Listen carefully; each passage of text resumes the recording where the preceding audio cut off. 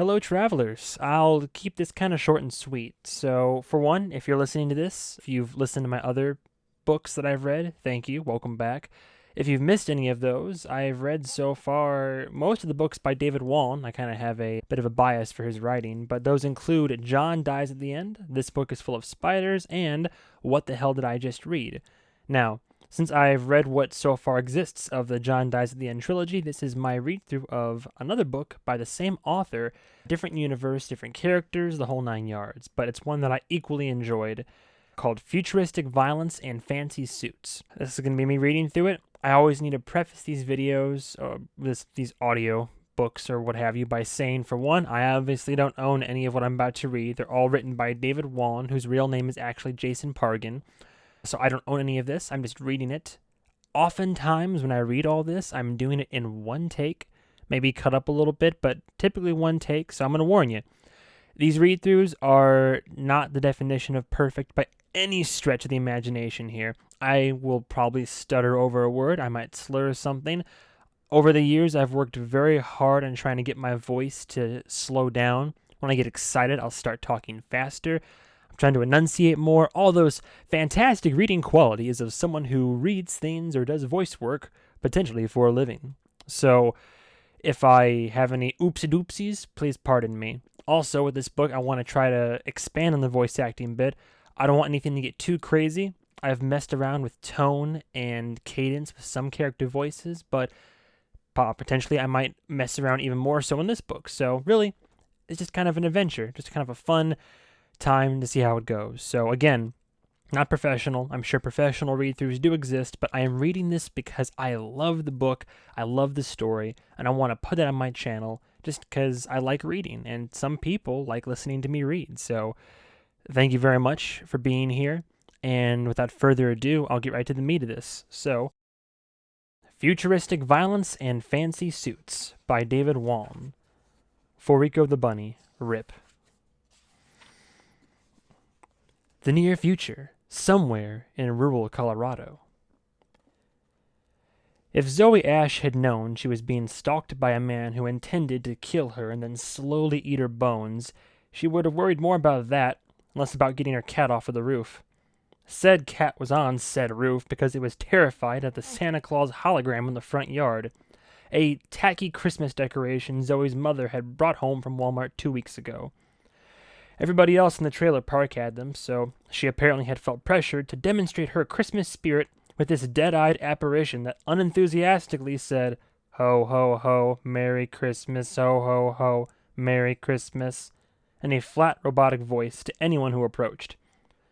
Zoe thought it was a little unsettling herself, but every time the cat saw it blink to life, he would hiss and go streaking off to some high place where he thought the translucent, bearded devil couldn't reach him. So that's why, on the evening of December 16th, Zoe was standing in the snow, trying to coax the cat off the roof, while, just a block away, a man was waiting to abduct her and stream her slow mutilation to 500,000 viewers. 1.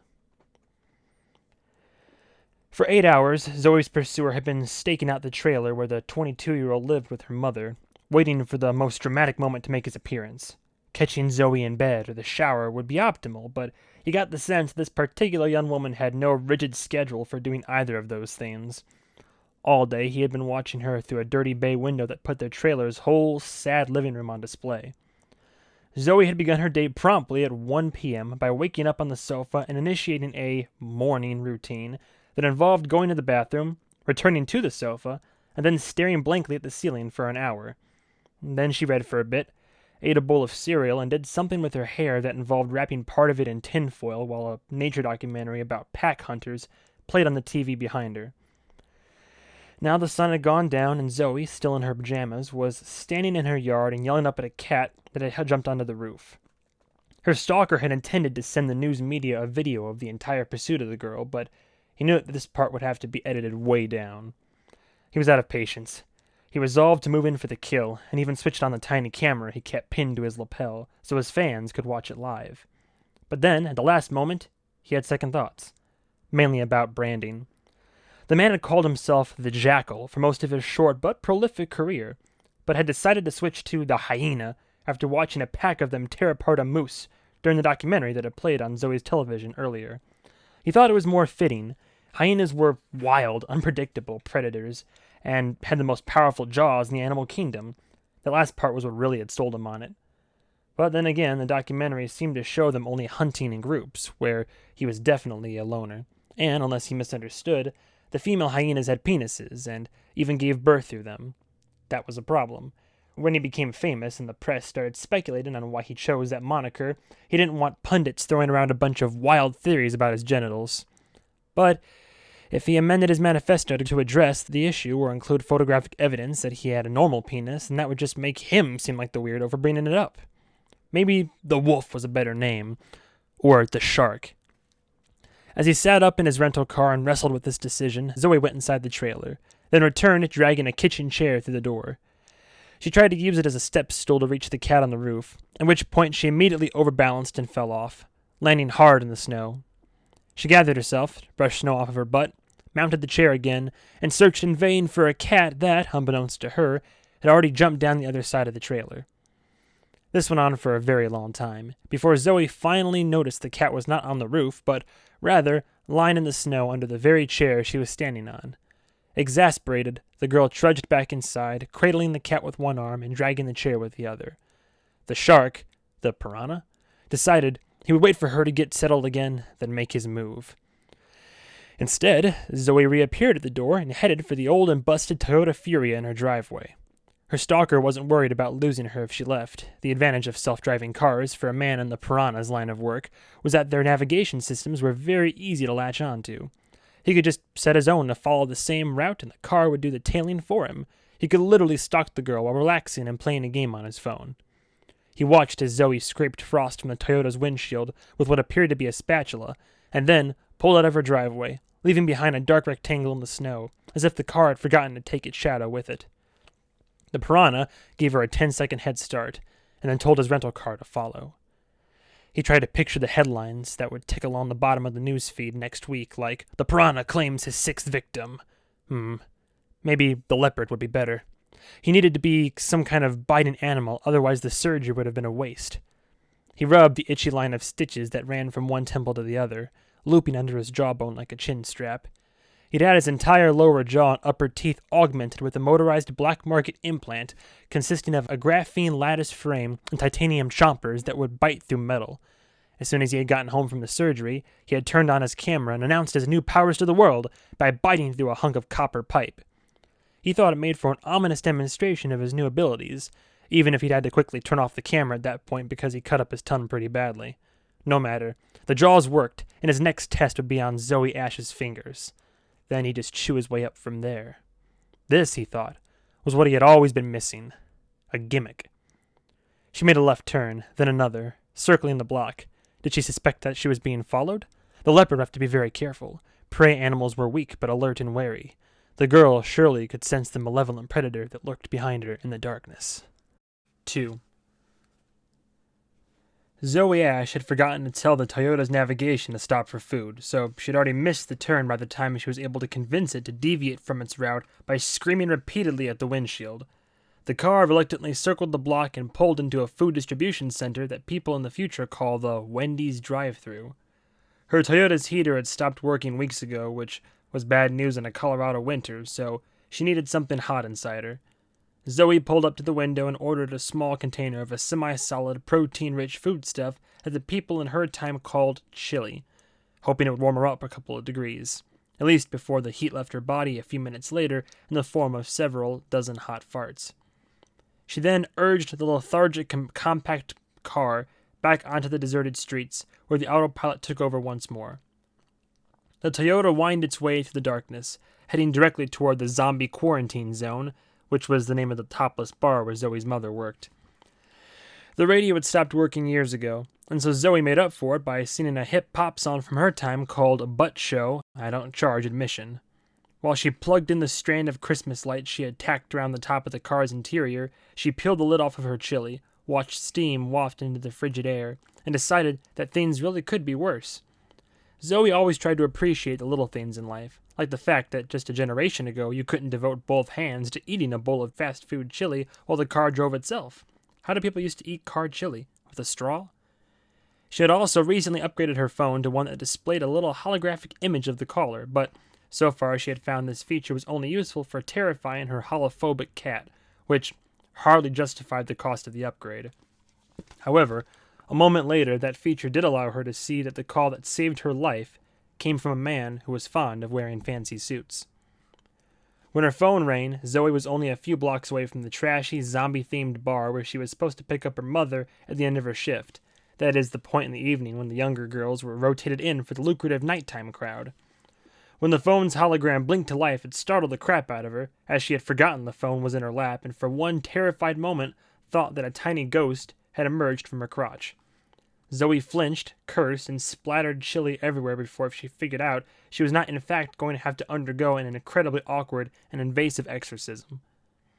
She groaned and tried to scoop hot chili off of her pajama pants with her fingers and panicked when she saw she had gotten it all over her new phone. She licked chili off the screen and in the process accidentally swiped the answer slider with her tongue. The little hologram man floating above the phone looked puzzled and said, "Hello, is this Zoe Ashe?" "Hold on, I got chili all over my car." Are you there? What's that sound?" "It's the sound of me eating chili off of my phone. Who is this?" "Zoe. My name is Will Blackwater. You are I'm sorry, are you still there?"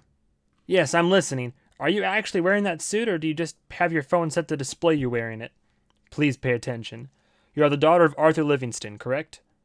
"No. I mean, yeah, he is my biological father, but we have nothing to do with each other. Is he in jail again? Are you his lawyer? Is that why you're all dressed up?" "No. Listen to me, Zoe. A man is coming to abduct you, right now. His car is 1 block behind you." "Wait, what? Who is this again?"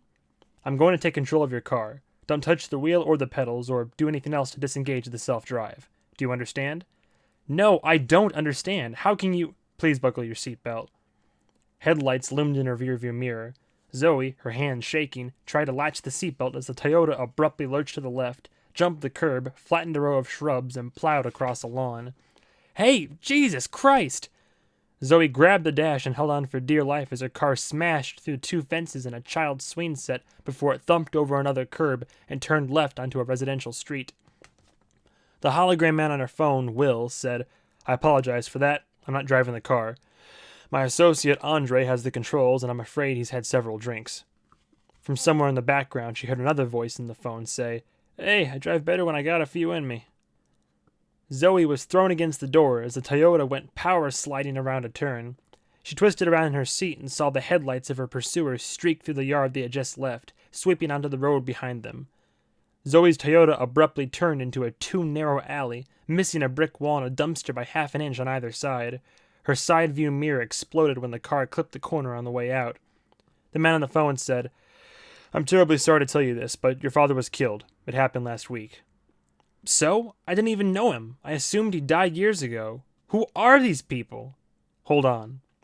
The Toyota jumped off the road again and plunged into a grove of pine trees, branches raking the doors with a noise like frantic predators clawing to get in. Over the phone, Zoe faintly heard Will say, "Cut the lights." The headlights blinked out, along with all the dashboard lights and the navigation overlay on the windshield. Zoe was now hurtling through the darkness of the trees, completely blind. She screamed. The little hologram man on her phone, which was now located somewhere on the back floorboard, told her to calm down. The car emerged from the trees onto a lawn, fish-tailed in the snow-covered grass, then shattered somebody's solar panel array with an explosion of sparks. Another hard left turn, and they were on a paved street once more. Exactly 4 seconds later, the tailing sedan was behind them again. Will said, "Don't let this question alarm you, but do you have any weapons on the vehicle?" "No, why would I— Wait, I have a spatula." "Well, we have no indication your pursuer is a pancake, so we'll abandon that angle for the moment. Now, I need you to stay calm. We cannot run him in this vehicle. I'm going to have to get you out." "How is that possibly going to help?" "We need to pick a spot where he'll be forced to follow on foot. Otherwise, he could simply run you over with his car. Obviously." "Obviously? Who is he again?" "It's a hired thug. You don't know him." "Hired by who? What does he want?" "I can explain later. I can assure you that knowing the fine details won't enhance your survivability, and it certainly will do nothing to ease your panic. Let me just say that this particular thug took the contract for a reason, which is that he likes when the targets are women, and he likes to take his time. He's calling himself the hyena, according to his feed. Does he give birth through his penis? What? Zoe, listen to me. Our maps show a pond about 200 yards ahead, but does not show us if it's frozen over. Is that a safe bet this time of year, where you are? I don't know. I don't go ice skating. I know the kiddie pool our neighbors left out in their yard is frozen, but... Zoe was thrown against the door again. Another hard right was taking her off the road once more, this time through a pasture. The car swerved to miss a single cow that was lazily grazing in its path. It mooted her, probably telling Zoe she should turn her headlights on. Will said, "It's our only option. Hang on." "What's our only option? What are you going to..." Zoe was thrown forward against her seatbelt as the Toyota slammed on its brakes, skidding across the rough carpet of frozen grass. Will said, "Go, get out into the ice. It will support you, but not this car. If he wants to follow, he'll have to get out on foot." "But then what?" "Go, now." Zoe grabbed the phone, threw open the door, and ran toward the frozen pond. Before her was a moonlit sheet of snow that Zoe thought was like the thin frosting on a cake made of filthy water and dead fish, the bitter wind having frozen the part of her brain that thought up metaphors. She didn't even know if she had made it to the ice until her sneakers slipped and sent her down to her knees, the surface below her crackling and popping a warning in response. As Zoe climbed to her feet, her shadow suddenly stretched across the ice, headlights looming behind her. She tried to move quickly but gingerly, but after 3 steps, she slipped again, and this time fell hard on her butt. She heard a car door close behind her. She risked a look back and saw only a silhouette backlit by the twin bluish shafts of headlights. Zoe pushed herself up, her hands swiping aside fresh snow to reveal black ice underneath, her stumbling path across the pond leaving a row of haphazard streaks like Chinese calligraphy. 2 more steps. Now the ice was making wheezing complaints like a squeaky door hinge each time she lowered her foot. She thought she could hear liquid water sloshing up ahead. She had no idea how thick the ice beneath her was, but knew that not far up that thickness became 0. She had stuffed her phone into her coat pocket at some point, and, from inside, she heard Will say, "Are you still there?" Zoe dug out the phone with numb fingers and whispered, He's coming, and I can't go any farther. What do I do?" "Let me do all the talking. Just hold out your phone." Through the wind, Zoe could barely hear her pursuer say, "I've reached the edge of the pond." Then, after a dramatic pause, he declared, "She has nowhere left to run." Zoe asked Will, "Who is he talking to?" "He's streaming this live. He has a Blink camera pinned to his jacket. You don't want to know how many people are watching. Let me talk to him." Zoe held her phone out toward the menacing shadow on her headlights. The foot-tall holographic ghost of Will Blackwater said, "Stay on the shore, Lawrence. The ice isn't thick enough to support the weight of both of you. You're a beefy guy, and you'll notice Zoe here is not what one would call willowy." The shadow took a few strides under the pond and said, "Come back off the ice, sweetie. You're going to come with me one way or the other, and you won't like the other." Will's hologram replied, "Talk to me, not to her. We both want Zoe for the same reason, with the minor difference that I do not also want to eat her flesh on a live video feed. Your advantage is that she is worth more to us than she is to you. Our advantage is financial. It appears this leads to easy compromise. We're more than happy to compensate you for what you lose by foregoing the contract on Zoe here. No authorities will be notified. You know my word is good, Lawrence." "Call me by my true name." He paused, as if thinking. "The Bite Master. And you left out several important points. First of all, there is the fact that I'm here in person, where you appear to still be in the city 600 miles away. Second, there is the fact that you and I both know the girl is worth much more than that contract. And third, as you mentioned, I have a personal use for her afterward, which means more to me than any financial reward." "I am actually aware of all those factors. I am, however, still confident that an arrangement can be reached. Mr. Livingston had substantial resources, as you well know, and again, we're more than willing to ameliorate whatever perceived losses you may incur by turning Zoe over to us. As for your personal predilections, surely some dollar amount could be assigned to the loss of visceral pleasure. Perhaps even we could offer a substitute for Miss Ashe here. We dare say we could produce a subject you would find much more satisfactory." The man laughed. A fake laugh, Zoe thought, for the camera. "You are a piece of work, Will. But let me ask you, if you were to take a gazelle from the jaws of a lion, could you satisfy it by substituting 150 pounds of cat chow? No. Because as an apex predator, The lion doesn't just want to eat. It wants the prize it won in the hunt. That is why you are to call me the Lion from now on." Will's hologram, appearing completely unperturbed by this conversation with a serial killer, said, "I understand perfectly, and I see no reason we should permanently deprive you of your prize. We only need Miss Ashe's services for about 48 hours. After all, is there no greater pleasure than that sweetened by delayed gratification?" Zoe tried to process what Will had just offered the man, but the howling, frozen wind and the sound of ice clicking and wheezing under her made it difficult to think of anything but a sudden splash, followed by endless darkness and paralyzing cold. The silhouette in the headlights said, "If I was amenable to such an arrangement, I would of course need guarantees that my property would be returned to me at the agreed-upon time. And I would need compensation immediately to make up for delaying my gratification." Will said, "I would suggest nothing less. How about a nice used Toyota Furia?" Zoe's driverless car came flying onto the ice, smashing into the man and throwing him onto the hood. A split second later, man and car went crashing through the ice, sinking into the frigid pond so close to Zoe that the splash threw freezing droplets onto her stunned face. Will said, "Run." Zoe did not need those instructions. She took off in the opposite direction of the car-sized hole in the ice, praying there was a solid path between her and the bank of snowy dead grass that marked the shore. She took a step, fell, crawled, stumbled to her feet, nearly fell again, then slid and skidded her way incrementally forward. She made frustratingly slow progress, like one of those nightmares where you run and run, but the light at the end of the hall just stretches farther and farther away. She was about 10 feet from the shore when she heard the ice below her shatter once and for all. She was in free fall, the world gone beneath her feet. It happened in slow motion. First, she felt the stabbing freeze of the ice water swallowing her feet, then her calves, then her knees. Then the bitter, frigid depths engulfed her knees, and then her knees. This was when Zoe realized the water this close to shore was only knee-deep. She sloshed through the broken ice and climbed onto dry land, and only then turned back to see her poor Toyota gurgling as it pushed its nose deeper into the depths, taking the psychopath with it. From the phone in her hand, Will said, "Are you all right?"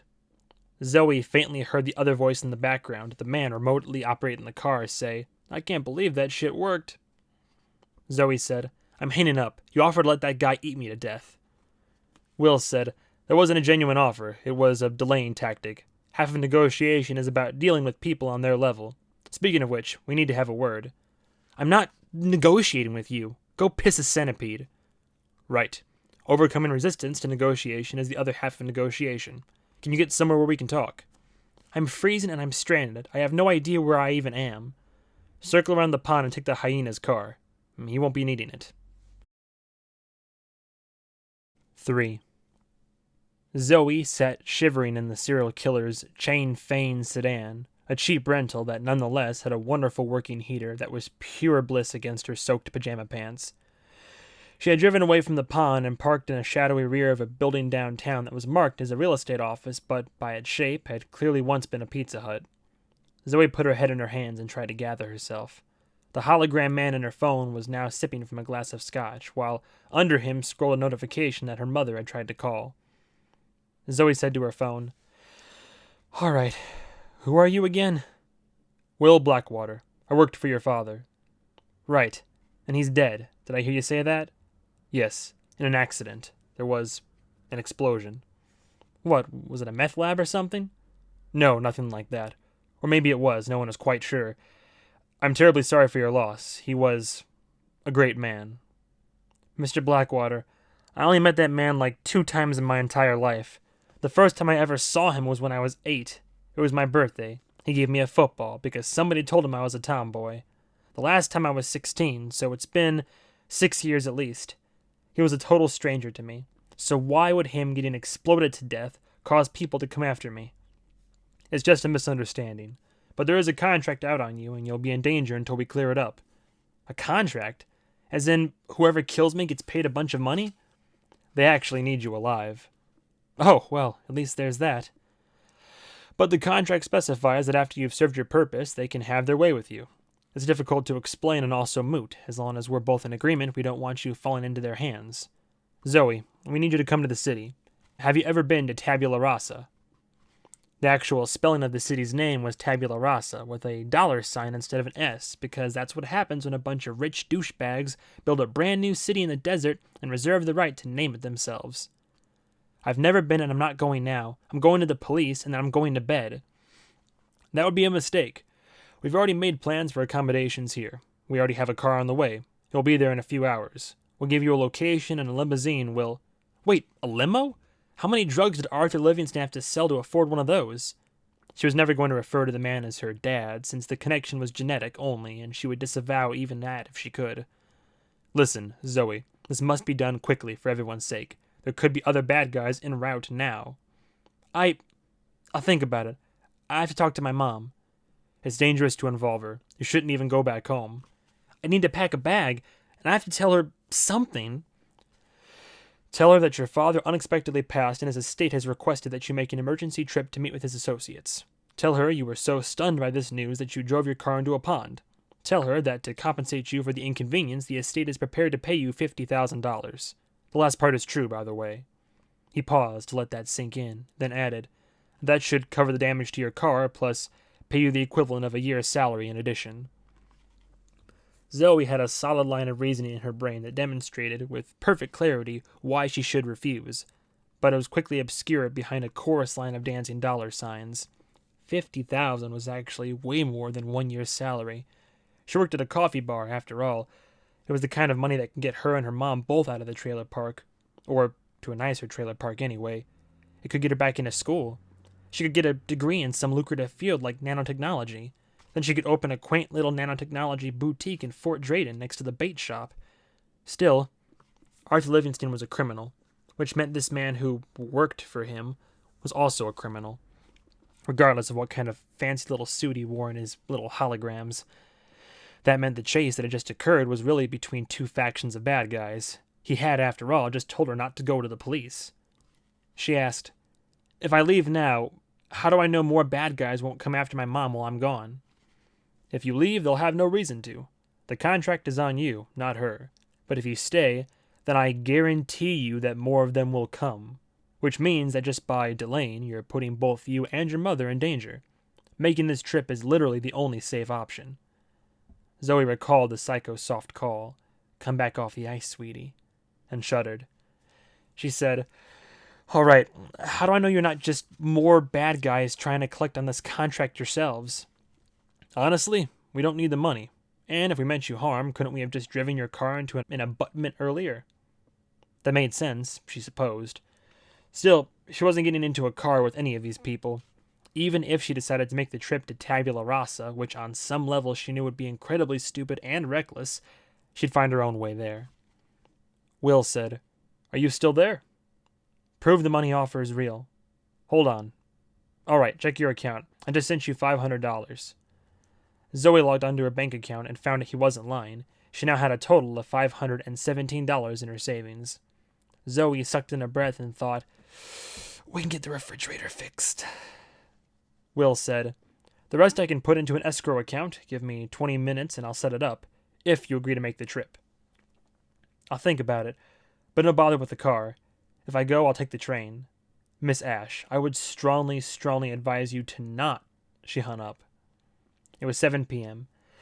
If she took the train out of Denver, she could be in Tabula Rasa by midnight.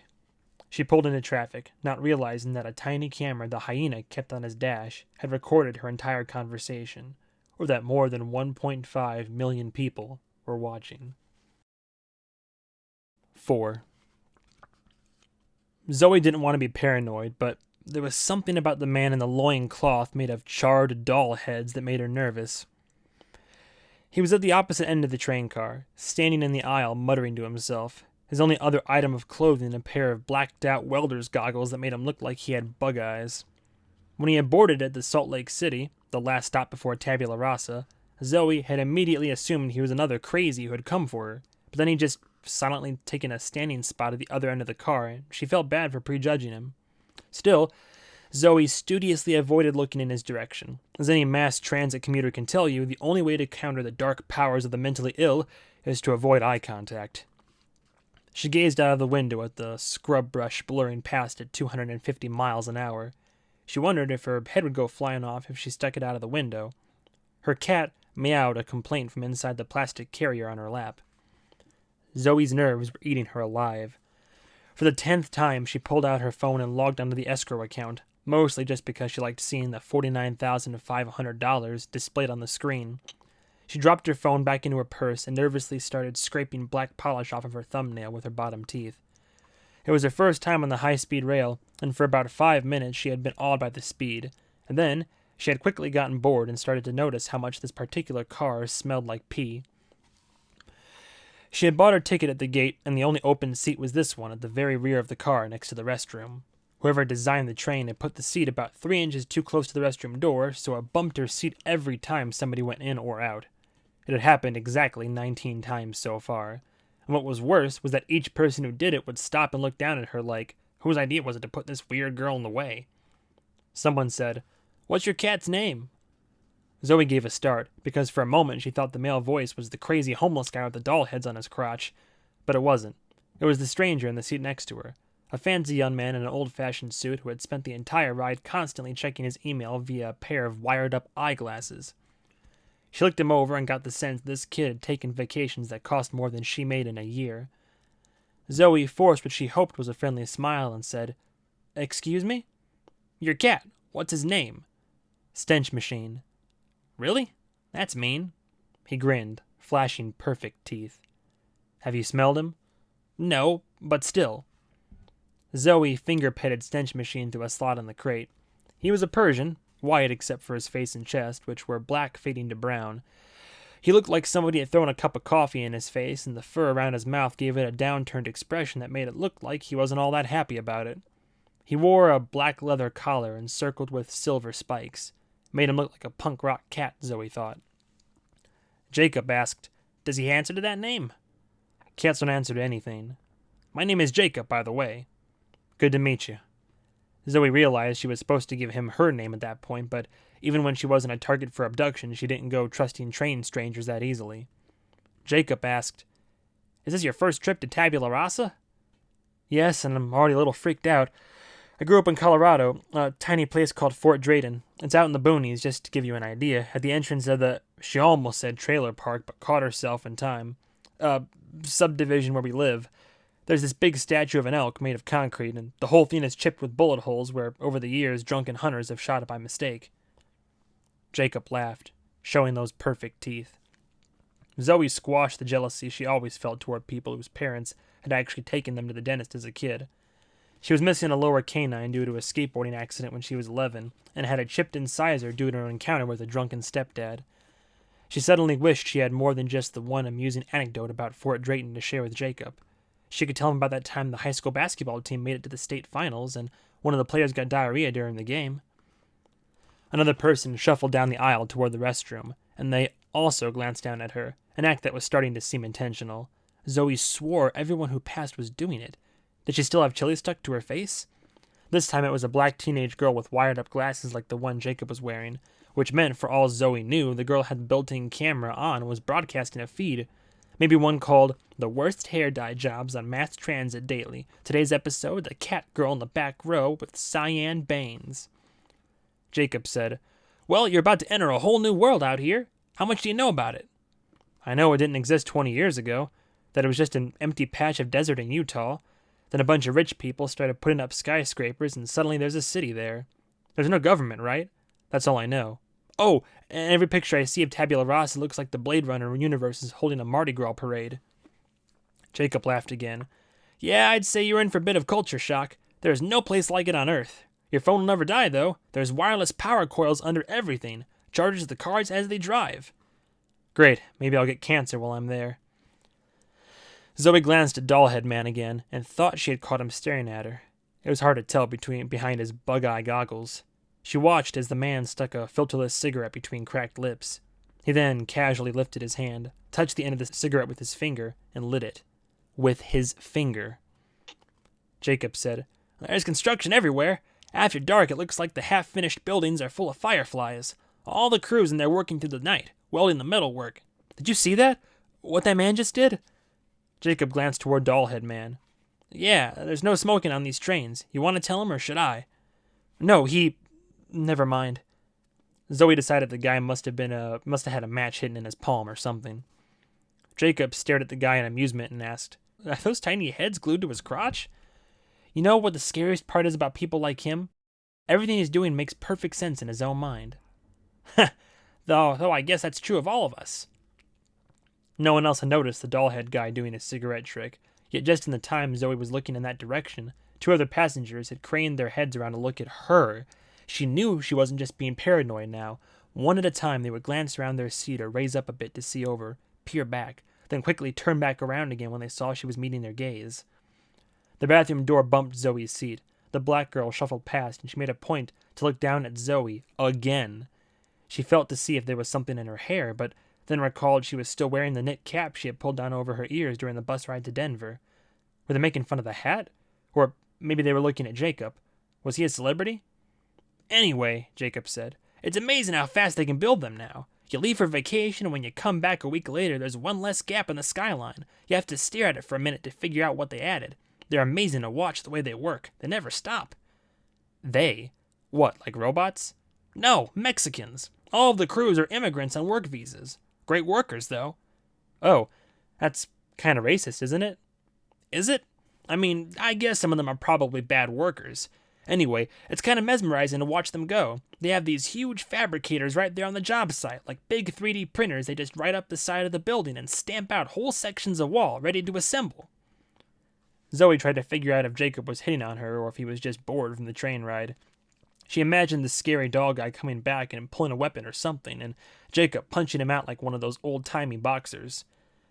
Jacob continued, One Friday on the way home from work, I made an offhand comment to my friend about how I wished he had a falafel fusion joint in our neighborhood. Then, when I was on my way home from work Monday evening, there it was. They had built it over the weekend, almost like they had heard me say that. It went from vacant lot to open business in less than 72 hours. That's tabula rasa in a nutshell. You blink and the landscape changes around you. It's like an American Dubai, back when Dubai was Dubai. Zoe mumbled, Yeah, that's weird. And she knew Jacob picked up on the fact that she wasn't really paying attention. He fell silent. Thinking desperately of something to fill the lull in the conversation, Zoe said, Do you like your glasses? My ex-boyfriend couldn't live without his, but they always give me a headache when he let me put them on. Occasionally, Jacob's eyes would dart up to the right, and she knew he was refreshing an inbox that was only visible to him. Otherwise, she had no idea what he was actually seeing out of the glasses. They made games where you could bounce a little rubber ball off the faces of the people in the room. The ball was only visible to you, of course. Or that would obscure everything with a fantasy world and leave you blind to your surroundings. Which, if you did it on the bus, was a good way to get your purse stolen, but either way, anytime you talked to a person who was wearing the glasses, you never knew if they were actually seeing you. Jacob said, You get used to them. They leave kind of an after image when you take them off, and you find yourself constantly looking around for your notifications. My boyfriend downloaded an app that would superimpose a cartoon mustache on anyone he was talking to. He'd laugh and laugh.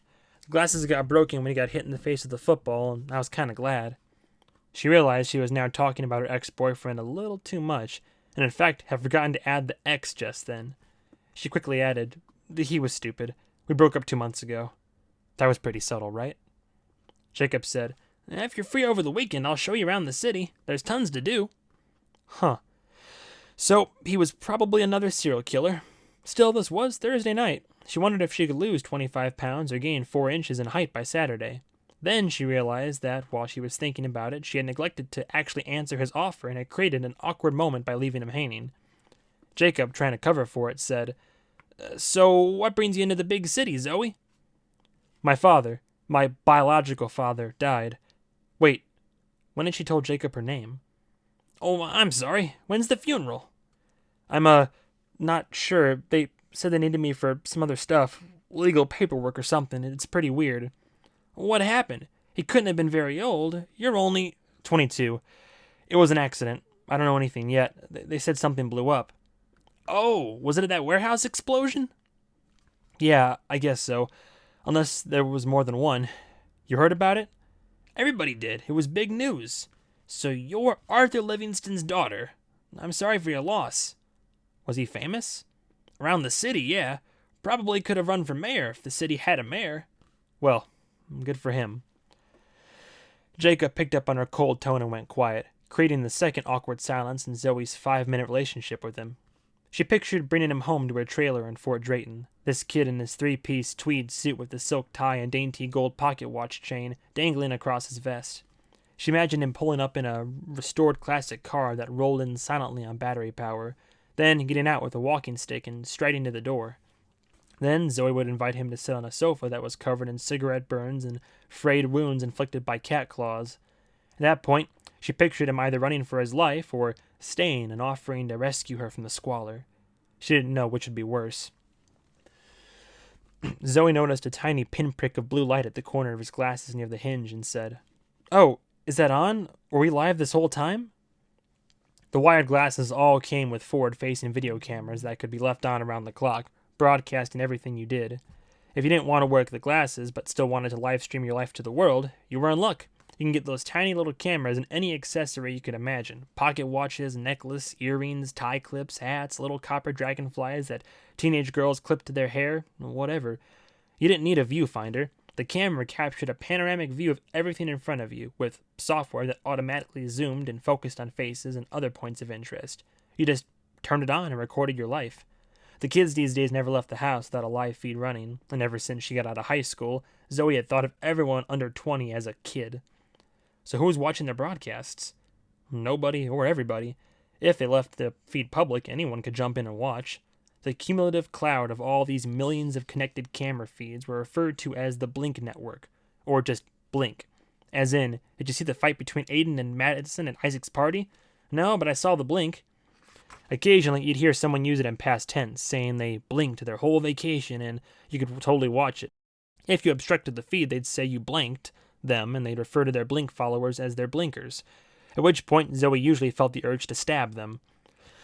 The point being, the little blue light on Jacob's glasses meant 1,000 people could have been listening in on their conversation this whole time. She tried to recall if she had said anything embarrassing. Jacob put a hand to his glasses and said, "Oh, yeah, I'm so sorry. Jesus, I should have told you it was on. I don't even think about it. Don't worry, I don't have any followers, and lately it's just my mom and a couple of guys from Pakistan who want to see what America life is like. The only people watching right now are an old couple who jumped in when I boarded. They're planning a trip and wanted to see how clean the train was." "Oh, did you tell them it smells like pee?" "I did not, but I assume they heard you say it just now." He tapped his glasses and the little blue light blinked off. The light was mandated by law, so pervs couldn't sneak them into locker rooms without everybody knowing they were part of a live broadcast. But Zoe didn't think the light was near prominent enough, considering she hadn't noticed it until just now. Her eyes drifted toward the window again. The scrub brush and occasional mountain had been replaced by a dirt field, growing rows of wood frames that would eventually bloom into housing development. Black ribbons of newly paved road undulated between the rows in gentle curves, sometimes ending abruptly where they met an empty space that would probably be another development a year from now. Zoe noticed that as they got closer to the city, the houses became more finished and had less motion blur. The train was slowing down. She looked around for the doll-head guy. He had moved a few rows closer. He had finished his cigarette and was now smashing the butt under a bare foot, grinding it into the carpet. Eager to restart the conversation with Jacob, Zoe said, "So, what's it like living in Tabula Rasa?" He thought for a moment and said, "Overload." "What does that mean?" "You'll see. The population sign comes with an epilepsy warning. Oh, and you can fight a bear if you want." "You can what, a what?" "You can pay $20 and a guy will let you fight a bear. In the park, there's a roped-off area, and you get 5 minutes to fight a grizzly bear." "How is that legal?" He shrugged. "Everything's legal when there's nobody to enforce the law. 3 months ago, half the cops went to jail in this big bribery scandal. Most of the rest walked off the job. Paychecks were bouncing. It's a huge mess. They've got such a backlog that nothing gets prosecuted." "Wait, really? Who do you call if a psychopath breaks into your—" "Look!" He was nodding toward her window. Zoe looked and thought, overload. On the horizon was a cylindrical skyscraper with a gigantic serpent curling around it. The snake writhed and twisted and turned menacing red eyes toward the train. It opened its mouth and hissed. Below it appeared the words, "Coming December 23rd." The building, Zoe realized, was wrapped in crystal-clear video screens from roof to foundation, every single window flashing one continuous animation, an ad for a movie. The huge computer-animated snake snapped around and writhed off onto the building next to it, twisting its massive emerald body around letters 5 stories high that said, Jaden Smith in. The serpent slithered along the skyline, and Zoe realized that every structure in downtown Tabula Rasa was synced to carry a continuous video along every inch of its surface. The snake sliding smoothly from one building to the next, the ad playing to the people on the arriving train. The serpent then crawled onto the front of the domed roof of the train station they were about to pull into, wrapping its body around red block letters that spelled, Jaden Smith fights a giant snake. Jacob said, I like how literal they are with the titles now. You know exactly what you're getting. The animated snake then burst out of the ceiling of the station, climbing into the night sky. Zoe gasped, startled for a moment before she realized it was just a hologram set up on the roof of the building, positioned to give the illusion the snake had broken free of the ad. A couple of people on the train gasped and laughed and took pictures. Zoe noticed Jacob had a big stupid grin on his face. He had seen her jump. She elbowed him and told him to shut up, but she knew she was smiling too, and had to remind herself to keep her lips closed so as not to show off her substandard teeth. And then the train slipped between skyscrapers, and suddenly, downtown Tabula Rasa was puking gaudy colors all over her window. Looming over them was a crystal canyon of towers in various stages of construction. They passed a hotel that blasted a Sony ad into the heavens, then a building that was just a darkened framework of girders topped with cranes that stuck out like a spiky haircut. Zoe looked down and saw that below the rail was a gleaming, blinking river of cars. Swimming in the slow current of cabs and fleet vehicles were the flamboyant, tricked-out rides of the kind of people who were A, rich enough to drive and park in the city, and B, hadn't been rich long enough to develop any taste. There was a bright red motorcycle whose body had been molded in the shape of a dragon. The rider, an Asian guy in a green suit with a 6-inch tall pompadour wig.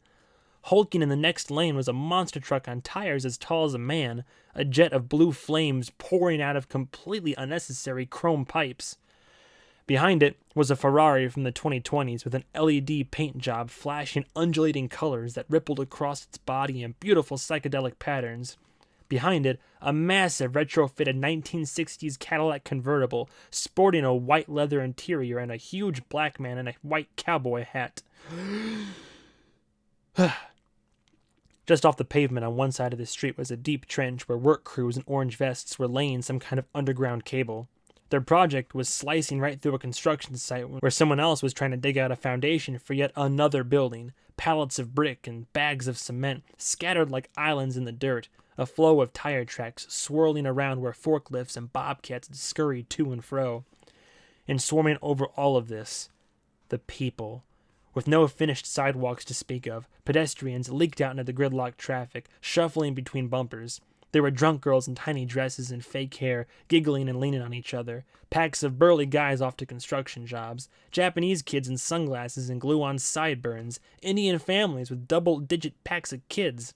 Every fifth person wore one of those irritating blinking shirts, fabric that flashed brand logos, obscene sayings, or cartoon characters performing the same looping animation over and over. Flickering, pulsing torsos floating around taillights, everyone screaming for attention in a cloud of light and noise. Zoe had to remind herself this is what the city was like at 11 p.m. on a Thursday. Zoe asked Jacob, "Do you like it here?" He laughed. "That's a complicated question. All I know is that now I can't tolerate living anywhere else."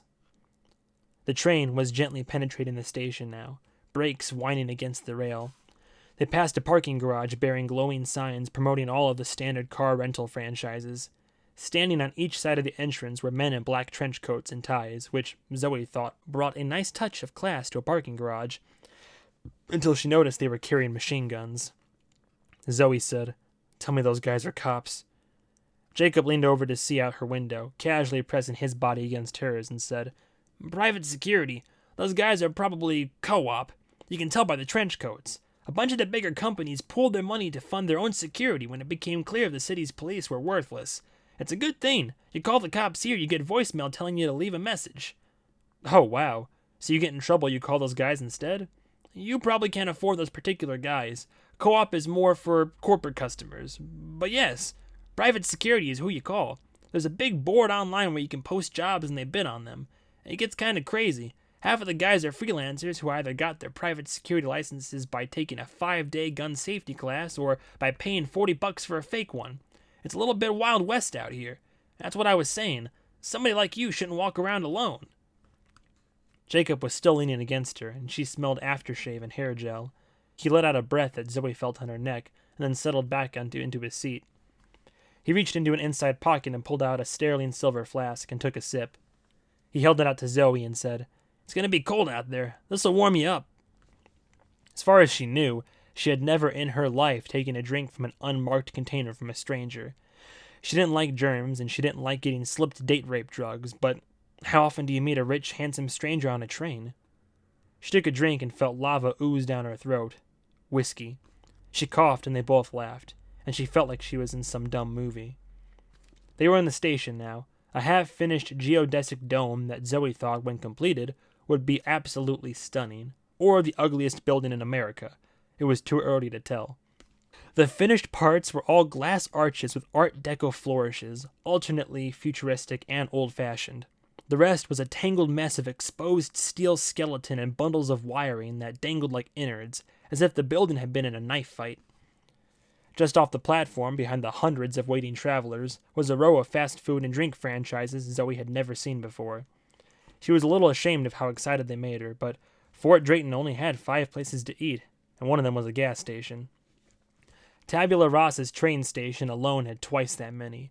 Just from her seat, she spotted an awesome Changa franchise, where according to the ads, you can get just about anything as long as it could be wrapped in a thick tortilla and deep fried to a crisp. Next to it was a waffle burger, which is just what it sounds like, and then a Go juice bar serving a long line of exhausted passengers waiting to pay $9 for a mixed fountain drink containing 400 milligrams of caffeine and 12% alcohol. Next to it was a from-the-oven cookie stand with a clear glass oven under the counter where you could watch them bake chocolate chip cookies right in front of you. Then they pull them out and shove them into your hand, still warm, the chips melting all over the wax paper. Zoe decided after she got off the train she would stand over there and just smell that place for half an hour. At the end, there was a beverage joint called Spiked Ice, selling sugary fruit smoothies that, according to their sign, were laced with fuel shots. That sounded illegal as hell. Codeine, lithium, hash oil, DXM, modafinil. She half wondered how such a place could just operate in the open, cops or no cops. But mostly, she just wondered how much the drinks cost and which one she should get. The line in front of it was the longest of all. Stench Machine meowed and stuck a paw through a slot in the crate, getting restless. He had never been put in an enclosed space for this long, and he was probably wondering where the stink was coming from. The train finally bumped to a stop, and Zoe heard the passengers up by the door stand and start wrestling carry-on bags out of the overhead bins. And easily, half a dozen of the passengers glanced back at her as they did it. And yes, they were looking at her, not Jacob. She had an urge to stand up and ask them what they were staring at, but decided she was just being silly. She needed to find her hotel, but was about to ask Jacob for a ride. But right before she opened her mouth, a new voice said, "You know what's the difference between you and me?" It was Dollhead Man, shouldering his way through the departing passengers, looking right at her. "You," he said to Zoe, "with the blue streaks in your hair. Do you know what's the difference between you and me?" He edged up until he was looming over them in the aisle. The rest of the passengers were shuffling away behind him, grateful to be on the other side of the crazy man's attention. Jacob said, "Come on." He made as if to stand and bring Zoe along with him, but Dollhead put a hand on Jacob's shoulder and pushed him firmly back into his seat. The man was not huge, but had a body like leather stretched over bundles of steel cable. Jacob said, "Buddy, we don't want any trouble. Just move along or we're going to have to call the—" "Shut up. I'm talking to her." He rested his hands on a pair of seat backs, arms and torso forming a bridge across the aisle. He squeezed the seat cushions and veins throbbed under his biceps. Zoe saw her own pale face reflected in the man's pitch-black goggles. "And I asked her a question. Do you know what's the difference between you and me?" Exasperated, Zoe said, "I don't know. What?" Dollhead Man smiled. "The difference," he whispered, "is that I would have never let a stranger intimidate me into answering such a question." Jacob said, "Now you listen here." Dollhead Man, without looking at him, raised his right hand to Jacob's face. He snapped his fingers, and there was a crackle and a piercing flash of bluish-white light, like the man had just spawned a tiny lightning bolt from his fingertips. Stench Machine hissed and thrashed inside the crate. Jacob recoiled and said, "What the—" The man shushed him. "I am talking to her. There is a long, long line waiting to feed off this chubby little piglet. Please wait your turn." Yep, her first instinct had been right. This psychopath was here to finish the job that had been left undone by the last psychopath, both presumably sent by someone who had an endless ready supply of them, and here she thought she was being open-minded by not judging him. It hit Zoe all at once that she had just traded a gruesome death for $50,000, not even enough for her mom to buy a nice car later, even if Livingston's people followed through with the payment, which they almost certainly wouldn't. Zoe peered around the man to see if there was a guard or conductor or burly passenger or anyone paying attention to what was happening in the back of the train. But no one in uniform appeared, and none of the shuffling passengers wanted any part of whatever was going on with the crazy naked hobo and the young couple he was tormenting. This man, Zoe realized, now had absolute power in this tiny corner of the world. She was going to die on this train. "Do you know what these are?" He gestured toward the doll heads. Zoe didn't answer. He said, "It is rude not to answer direct questions." They look like doll heads that you've melted with a lighter or a blowtorch because you thought they would make you look scary." The man grinned. "They are souls. Each represents a soul I have taken. I am the soul collector. They will serve me in eternity." Before Zoe could even begin to formulate a reply, a bored but authoritative voice said, "You need to clear out the car, pal." Finally! All three of them looked up to where a balding man in a gray uniform was leaning in the sliding door. His eyes met Dollhead's inhuman black goggles and all the color drained from his face. "Now we don't want any trouble here. Whatever business you got with these folks, just clear out and take care of it elsewhere, all right? No need to hold up the train." Zoe glared at him. "Are you kidding me? Call the cops!" Dollhead man turned away from the uniform to face his hostages again. He smiled and said, "I agree with the blue-haired piglet completely. Call the police. Call Co-op. Call the Black Vests. Call the LOB. Tell them all that the Soul Collector is Arthur Livingston's daughter. If anyone tries to enter this train, or if she does not give me what I want, I will add her to my collection." 5. The platform was now crowded with onlookers recording the scene from dozens of tiny cameras. People probably watching their viewer counts skyrocket as word spread across Blink that someone was about to be lightninged to death by an escaped mental patient. No one made to intervene. They just watched in detached curiosity, as if Zoe, Jacob, and homeless Zeus were behind the glass at a zoo enclosure. Dollhead stalked up and down the aisle of the train car, glaring out of the windows at the crowd. Zoe realized he wasn't trying to scare the onlookers away, but was instead making sure all their cameras had a chance to get a clear shot of him in all of his menacing glory. At one point, he stood in the open doorway, raised his hand, and with a crackle that made the whole crowd flinch, did that lightning trick with his fingers. The audience was impressed. Zoe wondered if she had lost her freaking mind.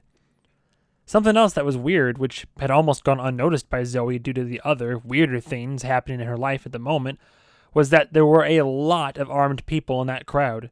Scattered among the gray jumpsuited rail staff, white-shirted security guards, and hundreds of gawkers, Zoe could see half a dozen of the Co-op guys in their black coats and ties, looking like Secret Service agents with their little machine guns pointed in the air.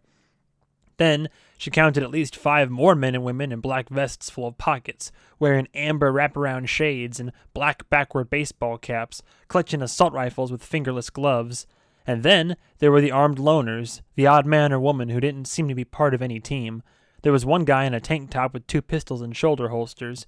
Behind him was a bald Japanese guy in a leather jacket with a katana on his back, then a woman with pink hair and a short double-barreled shotgun strapped to each thigh. They hadn't shown up in response to the development's hostage situation. They hadn't had time. They must have been waiting there. But why? "I have to say," thundered Dollhead, striding up the aisle, "now there are wires to hide you on the train. But I found you, as was my destiny. Now you have seen the power inside me. You know what I can do to you." Zoe replied, "Okay, don't go into a psychotic rage here or anything, because I'm more than happy to cooperate, but right now, I have no idea what you're talking about." Okay? I know there's some kind of contract, but here's the thing. I don't know who wants me, or what they want me for, or anything else, and I don't want to know.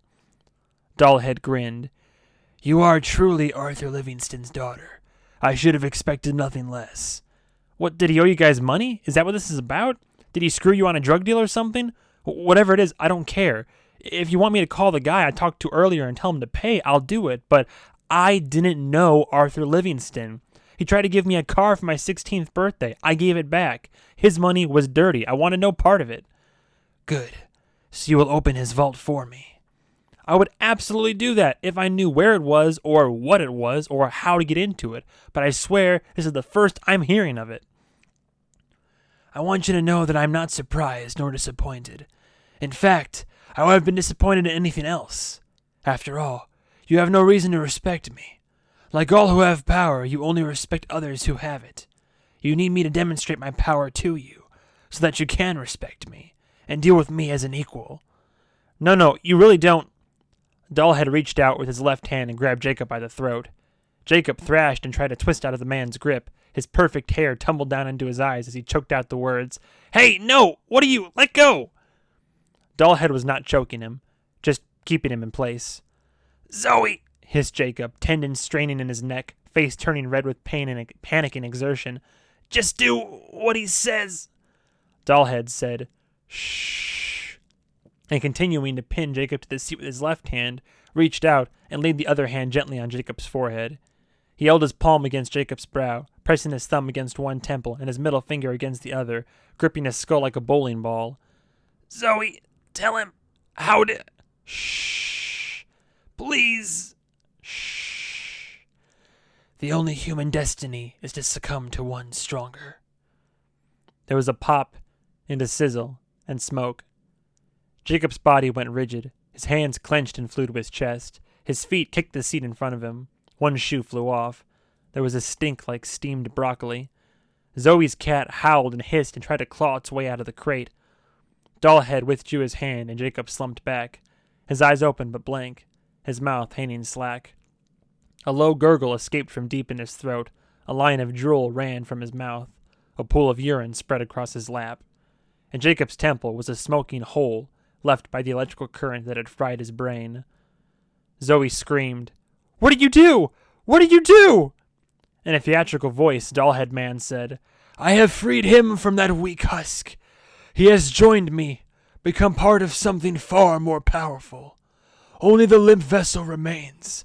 I have added him to my collection. It was chaos out on the platform. A TV camera crew was now covering the situation live, and Zoe heard the soft drumming of helicopters outside the station. A huge screen that ran along the rear wall had flipped away from the local weather report and switched to live coverage of the scene. The headline that crawled along the bottom was not, as Zoe expected, Crazy Man Holds Up Train or Hobo Harnesses the Power of Lightning. No, what it said was, Livingston daughter held hostage. Zoe clenched her teeth and wondered how many times she was going to have to pay for her mom having chosen a scumbag for a sperm donor. Jacob, his half-closed eyes twitching aimlessly around the cabin but seeing nothing, slumped over against her. Zoe pushed him off and screamed through her window at the people on the platform. Help me! He's gonna kill me! Once more, they just stared.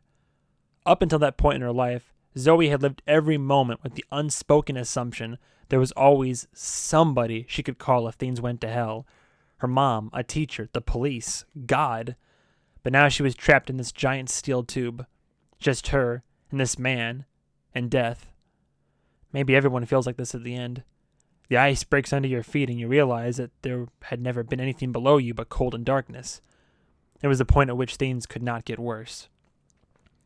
There was a stir in the crowd. People started to turn, to look back at the main entrance of the station. Then the crowd parted, slowly as if a wild animal had wandered in and no one wanted to startle it with sudden movements. From the split in the crowd emerged first a huge black man with a perfectly bald, polished head that Zoe thought looked like a Whopper, the chocolate candy. She didn't know if that was racist or not, but all of the progressive attitudes in the world wouldn't change the fact that his head looked exactly like a Whopper. Behind him was a stunning but stern-looking Chinese woman, walking with the gait of someone whose skirt is too tight to be practical, but who was quite used to it. Behind her was a man in a cowboy hat with bushy eyebrows and a red nose who looked like he had popped out of a cartoon. Looming behind them was one more man she couldn't see clearly, but the crowd knew who he was, who they all were, and wanted no part of them. No one in the group was visibly armed, but not even the men with machine guns would make eye contact with them. Everyone just stood down. Dollhead Man, a.k.a. the Soul Collector, reached out a hand and pressed it against Zoe's brow, digging finger and thumb into her temples. He whispered, "I can take your treasure, or I can take your soul. I desire no outcome over the other. You choose. You have 3 seconds. 1. No, listen. 2. Please, I'll take you to the safe or whatever it is. We'll figure it out. I'll do whatever you... Stop. I'm here." At the door stood a striking, pale man in an overcoat and fedora. He had cold blue eyes and sharp, cheap cheekbones. His suit jacket, vest, shirt, and tie were all shades of gray and silver. Zoe thought it made him look like a robot. There were no wrinkles. It was as if the suit were part of the skin he was born with. Zoe immediately thought that she could not imagine this man wearing anything else. She had seen him once before, projected through her phone. The Soul Collector turned to face the man, arms loose at his sides, blocking the aisle with his body, putting himself between the silver suit and his prey. Will Blackwater glanced around the train car, as if assessing the situation, then calmly said, "First things first. Are you all right?"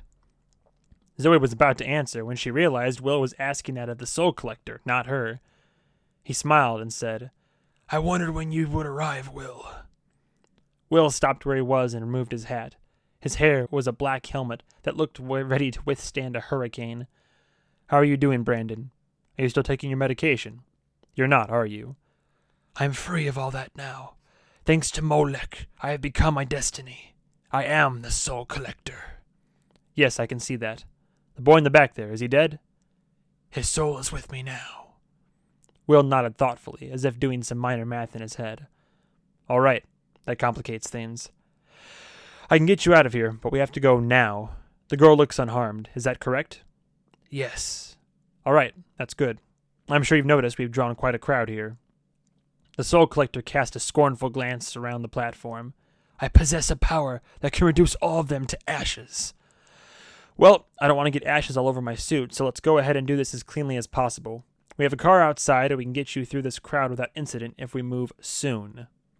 He looked past the Soul Collector and said to Zoe, "You're coming with us. We're taking you to your father's estate. That's where his vault is. Do I need to tell you that your best and only course of action is to comply?" Zoe glanced at the brain-dead man slumped next to her, thin tendrils of smoke still drifting out of the burn holes in his temples, stinking like piss. She said, "Please, just let me go. Whatever shady business Arthur Livingston was into, whatever money he had, the vault, I don't care about any of that." "It doesn't matter. You're involved because your father involved you, and now you're a hunk of meat in a kennel. If you don't do what I say, things will get bad in ways you cannot comprehend." Will stood straight, placed his hat back on his black helmet of hair, straightened his sleeves, and addressed them both.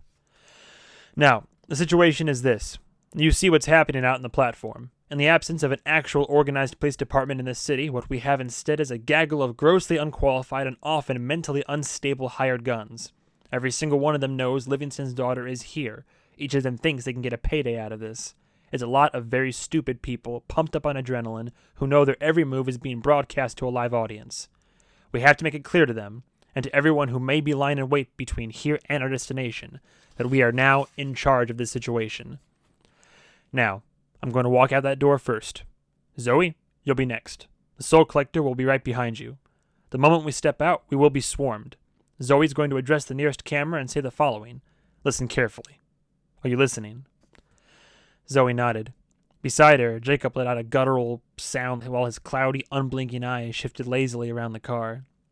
In a flash, a whole alternate future played in her head, one in which Zoe and Jacob arrive at the station without incident, the two of them shuffling off the train together. He carries her bag for her. On the platform, she gives him her number. They agree to meet on Saturday night. The day comes, and Jacob picks her up at her hotel. Her handsome stranger has a convertible, and even though it's December, they put up to the top down and cruise through the chill air, the 50-story video screens flashing ads and brand logos overhead. They go to a fancy restaurant, maybe one at the top of a tall hotel that looks out over the new city. There's a long line, but of course Jacob can get right in because he knows people. They eat and drink and laugh. She sees the way he looks at her. Jacob, knowing he can get someone thinner and prettier, but he sees who she really is. He sees what's inside and wants it.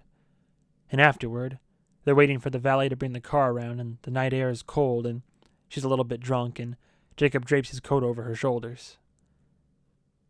Zoe said, "I'm listening."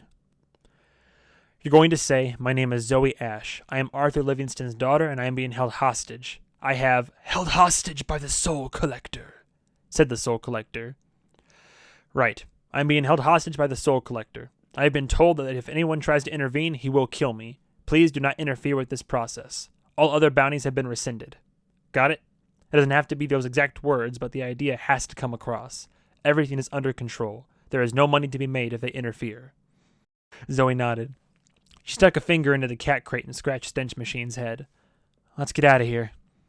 She stood and realized Jacob's silver flask had fallen into her lap. It was wrong to take it. She barely knew the guy. But she took it anyway and stuffed it into her purse. Something to remember him by, if she lived through this. The moment Zoe stood, a buzz went through the crowd outside. Everyone tried to muscle into position and get a shot of the hostage and the captor emerging from the train. Will wrestled her carry-on from the overhead bin and stood by the door. Zoe followed as instructed, carrying Stench Machine's crate by her side. Zoe felt a hand on her back and flinched. Even through her jacket, she thought she could feel a buzz from the Soul Collector's fingers, a jittery vibration like ants crawling between her shoulder blades. The door slid open, and the noise hit her like a wall. Reporters crowding around and screaming questions, gray uniforms trying to shove back the rubberneckers. All of the screens in the back wall were now tuned to the local news, and the local news was showing the three of them, creating a jarring House of Mirrors effect. Zoe watched their situation play out on the monitors a split second after it occurred in real time. A tall man in the overcoat and fedora, followed by all 5 feet 2 inches of Zoe, looking pale and frazzled with black and blue bangs dangling out of her wool cap. Behind her, the strapping savage in the loincloth. The crowd backed off at the sight of him. No, that wasn't right. They were backing away from Will. The trio edged out onto the platform, into the massive unfinished building that Zoe had only glimpsed from inside the train. She saw another train on the next platform over, the line from Las Vegas. All roads lead to Tabula Rasa, a place that didn't even exist when she was born. A TV news crew rushed up, and then another. She was famous. It sucked. Behind them, the guys in black vests and sunglasses prowled into position. The co-op men in overcoats with their little machine guns edged toward the door to block the path. Will glanced back at Zoe and nodded. There were cameras all around now. Hell, even the random onlookers were essentially walking cameras, so Zoe didn't look at any particular one. Can everyone be quiet? I'm supposed to say something." She gave the commotion a moment to die down.